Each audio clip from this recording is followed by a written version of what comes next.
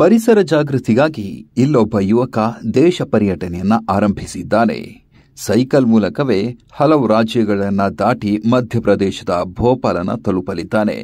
ಕನ್ಯಾಕುಮಾರಿಯಿಂದ ಹೊರಟಿರುವ ಇವರು ಈಗಾಗಲೇ ಉತ್ತರ ಹಾಗೂ ದಕ್ಷಿಣ ಭಾರತದ ಹಲವು ರಾಜ್ಯಗಳನ್ನು ದಾಟಿ ಕರ್ನಾಟಕವನ್ನು ತಲುಪಿದ್ದಾರೆ. ಹೀಗೆ ಬಂದವರೇ ದಕ್ಷಿಣ ಕನ್ನಡ ಜಿಲ್ಲೆಗೂ ಆಗಮಿಸಿದ್ದು ತನ್ನ ಗ್ರೀನ್ ಇಂಡಿಯಾ ಮೂವ್ಮೆಂಟ್ ಜೊತೆ ಕೈ ಜೋಡಿಸುವಂತೆ ವಿನಂತಿಸಿದ್ದಾರೆ.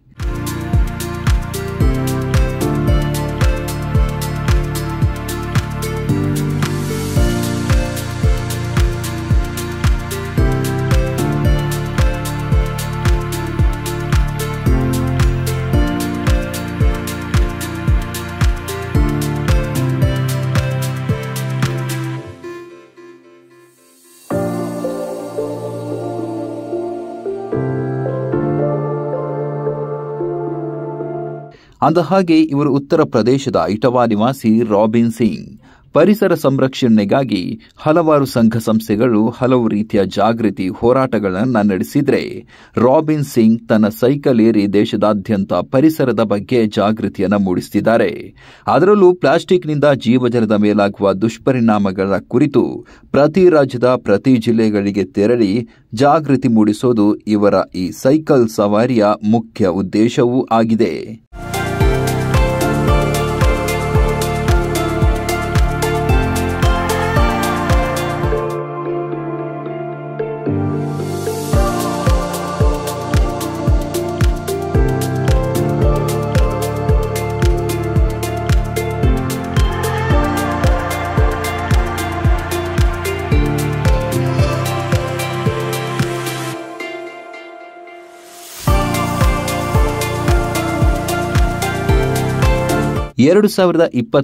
ಅಕ್ಟೋಬರ್ ತಿಂಗಳಿನಲ್ಲಿ ತಮಿಳುನಾಡಿನ ಕನ್ಯಾಕುಮಾರಿಯಿಂದ ಸೈಕಲ್ ಮೂಲಕ ದೇಶ ಪರ್ಯಟನೆ ಆರಂಭಿಸಿರುವ ರಾಬಿನ್ ಸಿಂಗ್ ಈಗಾಗಲೇ ಉತ್ತರ ಮತ್ತು ದಕ್ಷಿಣ ಭಾರತದ ಬಹುತೇಕ ಎಲ್ಲಾ ರಾಜ್ಯಗಳನ್ನು ಕ್ರಮಿಸಿದ್ದಾರೆ.